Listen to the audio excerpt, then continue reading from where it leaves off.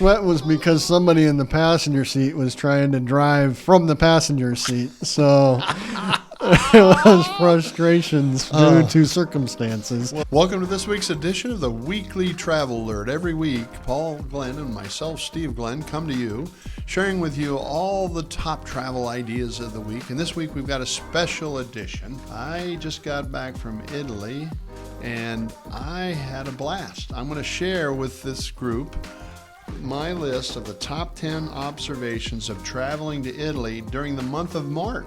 First, what you got to tell us is you had a blast. What were some of the highlights of your culinary experiences? Well, I'll tell you, I found some really cool places. We stayed at Villa Destino, which you can find at villadestinoitaly.com. And we had a working group there. We also did some research on land that's there. And also, while we're there, we always go to all the area restaurants and find out all the things. So I'm going to cover some of those in our presentation. This is a special edition of the Weekly Travel Alert, sponsored by Executive Travel. We've been in business now at the end of this year for 38 years. So we've seen it, almost all of it. As a matter of fact, this week, Paul, you won't believe it, I met with the son of people that I did their honeymoon for 37 years ago. Wow. I'm going to do his honeymoon. Okay. 37 years later. Tom and Lori Techmeyer came in 37 years ago, said we're going to get married and go to Hawaii. And he came in. Did you know where Hawaii was at that point? Barely. Okay. And he came in, and now I got to help him do his honeymoon to Bryce Hawaii. Bryce. Okay. Yeah. Okay. And cool. So how exciting is that? And I'm going to see if I can put him in the same hotel. There we go. Hopefully it was remodeled. Yeah. Hopefully it's a newer hotel. Yeah, right on Waikiki Beach. So there we go. That'll be a fun thing for me. We're going to get started now with the top 10 observations I had traveling to Italy in March.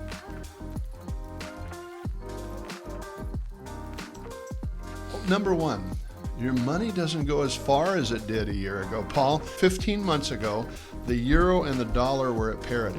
Okay. Yeah. Today, it takes a dollar and almost a dime, $1.09 to buy 1 euro. Yeah. So basically, you've seen inflation of 9% in travel to Europe. For countries that use the euro. So your dollar doesn't go as far this year as it did last year. Yeah, it's one of those things. Timing is everything. And actually what we saw working over there on some business ideas is that the United States, when the interest rates were creeping up over here over the last 12 months, they didn't go up in other parts of the world like Italy in the same time frame. So I think it's just a matter of now they're catching up to some of the things we've already seen over here stateside over the last year or so. Yeah, what we noticed is when interest rates were going up in the U.S., the dollar was strengthening, and so we saw that one-to-one parity. Now they're talking about lowering interest rates. What's that going to probably do? Make it so that the dollar gets even weaker, and it will cost more and more to buy a euro with a dollar bill. So that's number one. Number two on this week's Weekly Travel Alert, there's still great airfares to Europe. I was surprised, Paul. As a matter of fact, I found some coach fares. I think I sent you a note. I found a coach fare last week that was Omaha to Rome for $600 and something. Yeah, that's crazy. Yeah, and I thought those were all gone, but I found some windows that were there. And then I also found some great business class fares too that were like $3,500 to $4,500. I say I actually have a call lined up after this taping that's exactly what we're going to be talking about. Is we were looking at Amsterdam, and they're asking about business class, and I went and looked, and coach class for the exact same dates is coming in at roughly $1,800 per person. Business class is $4,500. So it's not as crazy, and this is for June, July. So this is peak season. Yeah. So this is peak season. So it'll be interesting to see if they decide that if that increase in cost for business class is worth it for the comfort to be able to get off and hit the ground running. And lay flat sleeping is pretty good. Now, the other thing that I noticed is I went in and checked all of June, July, and August, and I was surprised. August had some low fares, because it must mean that people aren't booking August in as far in advance as they did last year. And otherwise, those prices would be out of the sky. This might be where some of the heat that came about last year is having an impact on people. Maybe they're trying to travel earlier, or they might be pushing to go later. So I think if you were over there and you experienced the heat of last summer, you're going to think twice about what your experience entailed and the comfort challenges that came about. So our business class was the number 3 item on this week's Weekly Traveler. The number 4 item that I found in Italy in March, it was great weather, pleasant weather. We had highs in the 50s and 60s. Perfect. And nights, you kind of be prepared with a light raincoat and maybe a sweater or something. But, you know, for a big guy like me, that's perfect. Sounds like fire pit weather. So let's get the fire pit going and and remind everybody, if you're looking for a great vacation, look at villadestinoitaly.com. Great time for your families, and you'll save a bundle as well.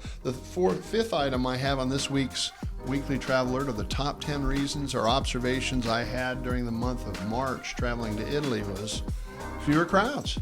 I mean, tell them about June last year in Rome. Don't drive in Rome in June.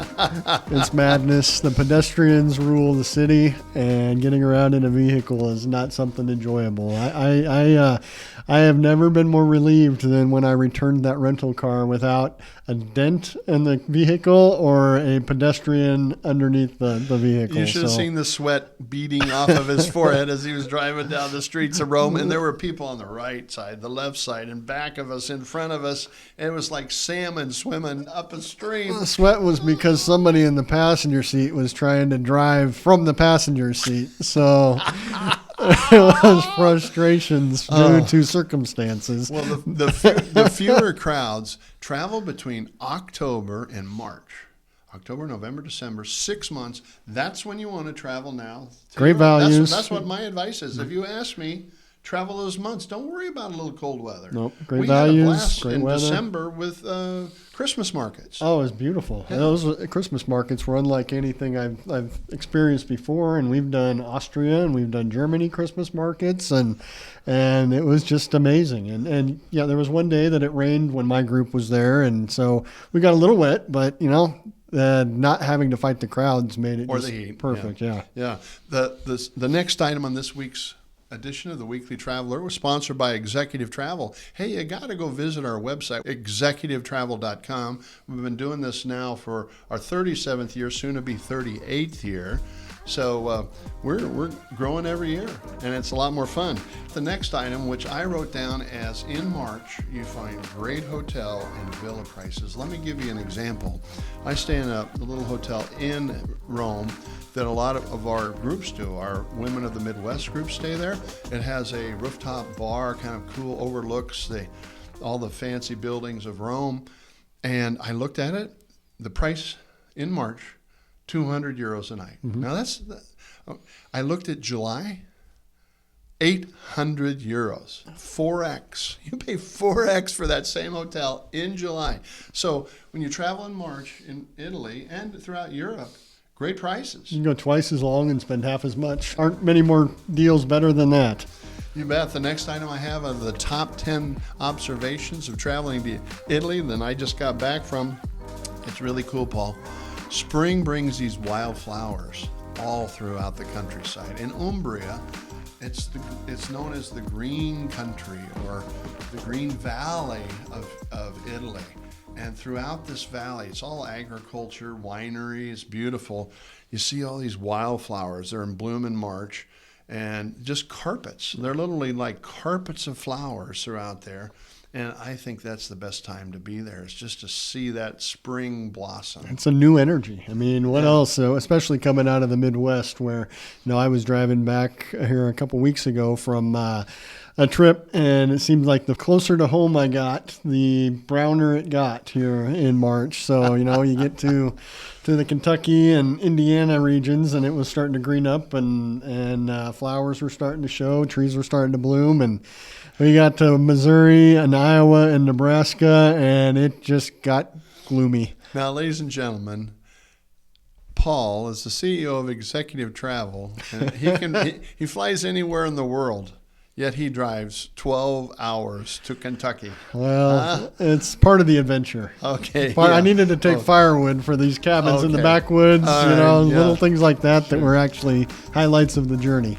So the next item I have on my list is enjoy hiking, biking, and explore the outdoors. Paul, you're a biker, and that's the perfect time in Umbria, which is right by Tuscany, by Florence, right in the center, heart, flat valleys. It's like a biker's paradise. And talk about March being a cooler time, a little cooler time. If you're an outdoors person, you want to be in Italy in March. Yeah, no, there's so much to do, and going back to the comfort, you're dealing with weather that makes it so that's not something that makes for a challenge with any of those outdoor adventures. And whether it be hiking, biking, it's the exploring, walking the streets of the old towns and cities and doing that. There's nothing like being comfortable doing those activities too. You bet. Now, the last one I had, the number 10 on this list of observations I made when I traveled to Italy, and I just came back, read Sample Fresh Seasonal Italian Cuisine. Paul, there's nothing that beats, now you won't like this, but they have dishes made with fresh asparagus, artichokes, beans. They're famous for pork. Now, okay. You're in for pork, I can do the pork. They do roasted pork chops and sausages, okay. And chicken's very common. So it's a great time to be there. And actually, you can find places that specialize in a great steak too. Yes. And you're going to look for those. That's what the top of the list is. Yeah, but they still don't taste as good as Nebraska No, beef. they don't. But they're good. And actually at Villa Destino, we have a barbecue, a Weber grill, as well as a wood fire grill. So you can do both of those if you decide to go to villadestinoitaly.com. Now, I wrote down 2 areas that are not that great during March. Number 1, a lot of places have limited hours. Their attractions, they shorten the hours or cut down some days. They may not be open every day. So some museums have shorter hours and limited days that they're open. That's number 1. Number 2, it's too cold to swim in the swimming pool. You're not going to see me in the pool very often, if ever. But definitely not gonna see me in the pool in March. Okay, well, no March, but maybe when you go back there in June or July or August, you might go. Yeah, this really isn't a beach body, so we try to limit exposure out of appreciation and respect for others around. Paul had his swimming suit on the other day, and there was a hole in the knee. That's my best joke. Ladies and gentlemen, that's the fun we had, observations we had of traveling to Italy in March. Great time to be there. It's going to be a great year, I think, for travel to Europe again this year. About the 3rd year in a row, just been very strong. And I think there's going to be some windows when people can get good deals still.